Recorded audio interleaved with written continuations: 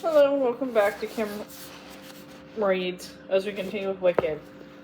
Chapter 3 of In the Vinkus. It was noon when the caravan pulled up to the edge of the Scrow camp. A committee of Scrow had ridden to their domestic margin, where the sin-colored tents petered out on the untrampled grass. Men and women alike sat on horseback, about 7 or 8 of them in blue ribbons and ivory bangles.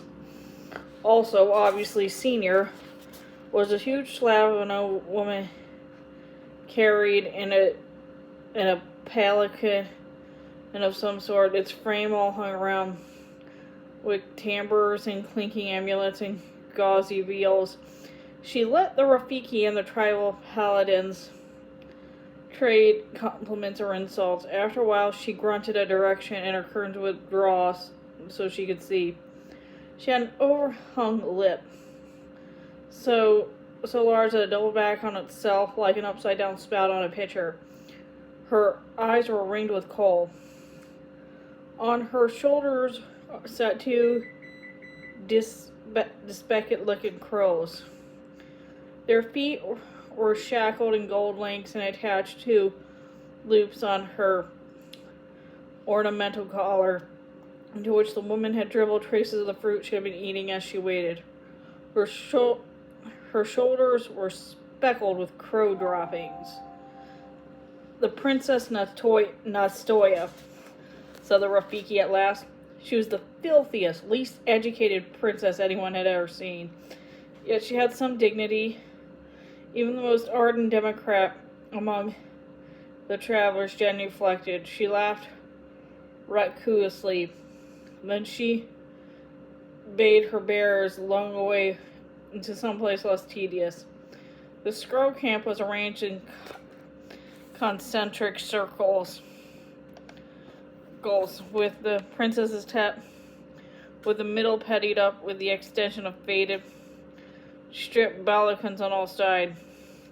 It was a little airy palace in silks and cotton muslin.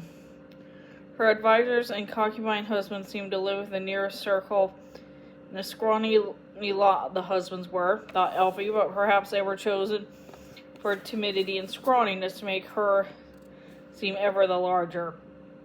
Beyond the princess's settlement ranged 400 tents, which may be 1,000 people altogether. 1,000 humans with their poached salmon skin, their moistly protruding eyes, but sensitive and lower gazes to avoid being met, their handsome, generous noses and big buttocks, and wide rolling hips, men and women alike.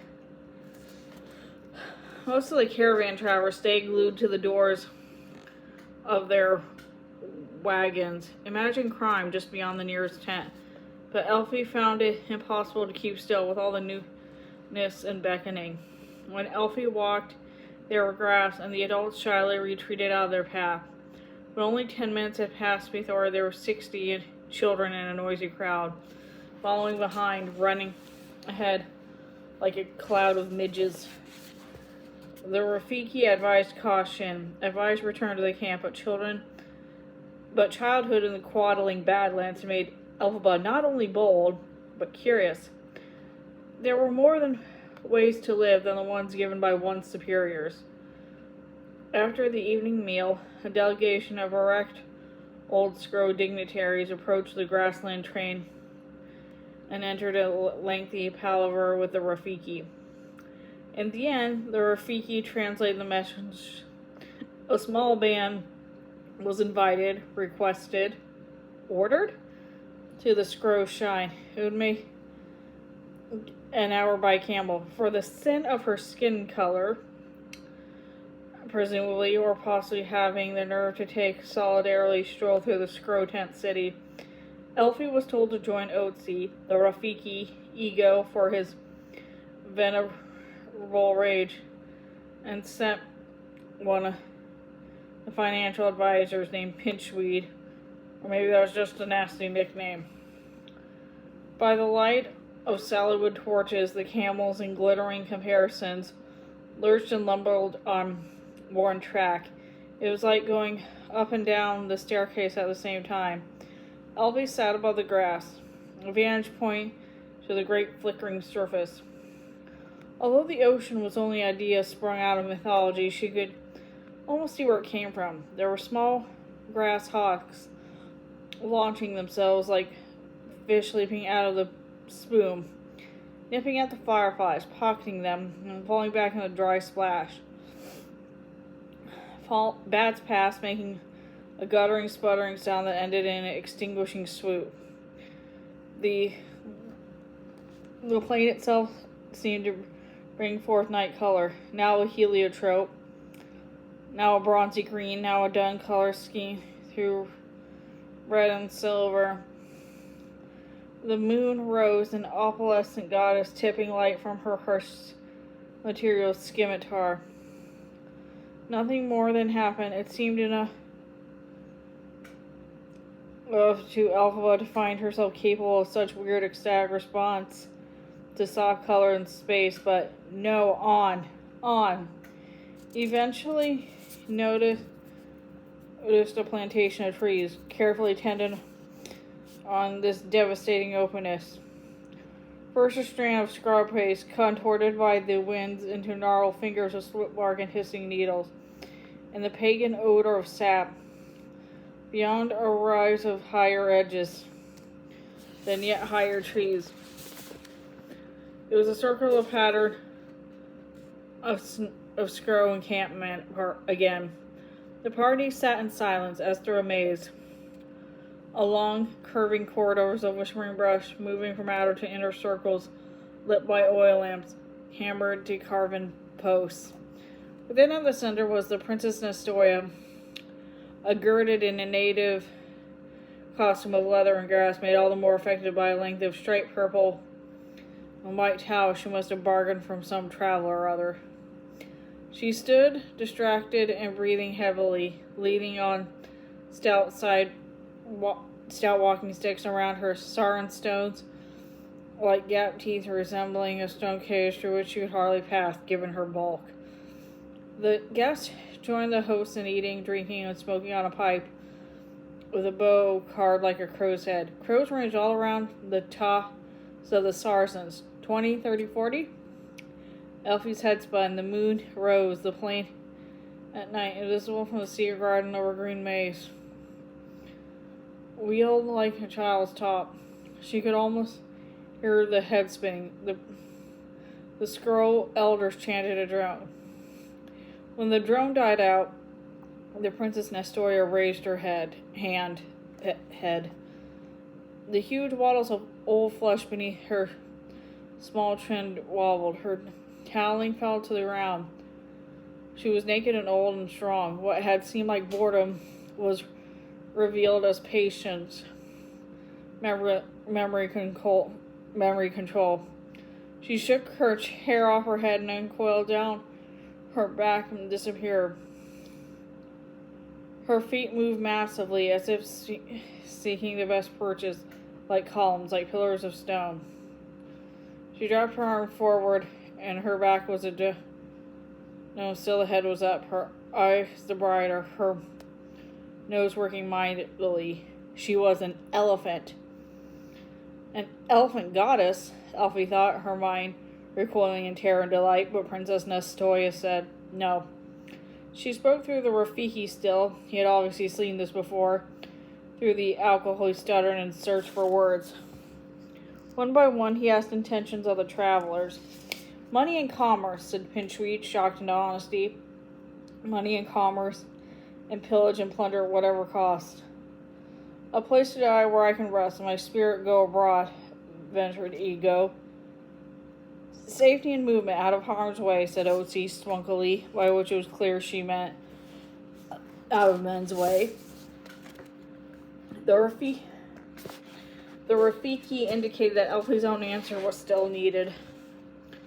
In the presence of such an animal, Elfie could not stay aloof, so she spoke it as best she could. To retire from the world after making sure of the safety of survivors of my lover, to face his widow, Samira, in guilt and responsibility, and then to move myself from the darkening world.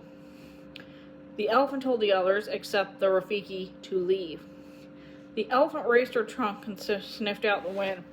Her rheumy old eyes blinked slowly, and her ears moved back and forth, breaking the air for new ones.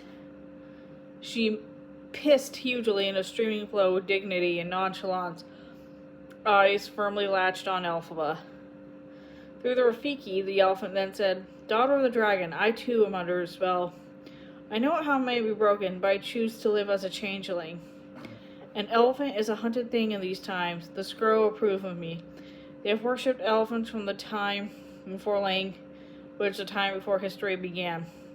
They know I am not a goddess. They know I am a beast who chooses magical incarnation as a human over the dangerous liberty my own powerful form. When the times are crucible, when the air is full of crisis," she said, "those who are the most themselves are the victims." Elfie could only look. She could not speak. "But the choice to save yourself can be deadly," said the Princess Nastoya. Elfie looked away, looked back. "I will give you 3 crows as your familiar," said the princess. "You are hiding as a witch now. That is your guise." She spoke words to the crows, and 3 mangy, evil-looking things came and waited nearby. "A witch?" Elphaba said. "What would her father think?" "Hiding from what?" "We have the same enemy," replied the princess. "We are both at risk. If we are to help send the crows, if I'm still alive, as a matriarch monarch, or as a free elephant, I'll come to your aid." "Why?" said Elfie. "Because no retreat from the world can mask what's in your face." The princess said more. It had been years, more than a decade, since Elfie had been able to talk to an Elphaba, had been able to talk to an animal. Who, Elfie asked the princess, had enchanted her? But the Princess Nastoya wouldn't say.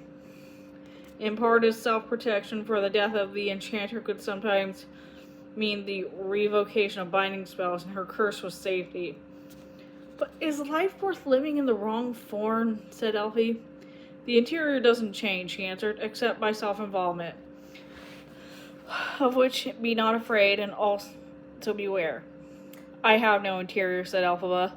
"Something told these bees to kill the cook," said the Princess Nastoya with a glitter in her eye. Elphaba felt herself go pale. "I didn't," she said. "No, it couldn't have been me. And how did I know? And how did you know?"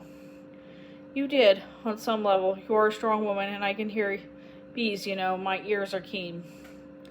"I would like to stay here with you," said Elphaba. "Life has been very hard. If you can hear me when I cannot hear myself, something the superior mount can never do, you can help me do no harm in this world. That's all I want, to do no harm." "By your own admission, you have a job to do," said the princess. She curled her trunk around Elphaba's face, feeling its contours and truths. "Go and do it." "May I return you?" said Elfie. But the princess wouldn't answer. She was tiring. She was an old thing, even for an elephant. Her trunk went back and forth like a pendulum on a clock. Then the great nose hand came forward and set itself with wonderful weight and precision on Elphaba's shoulders, curled a bit around her neck. "Listen to me, sister," she said. "Remember this. Nothing is written in the stars. Not these stars or any. No one controls your destiny." Elphaba could not answer. So shocked she was at the touch. She backed away dismissed, her mind all but out of her. Then the return on camels across the shuddering colors of night grass. Hypnotic, vague, and distressing. Yet there was a blessing in this night. Elphaba had forgotten blessing, too, like so much else. And that's the end of that chapter. See you later.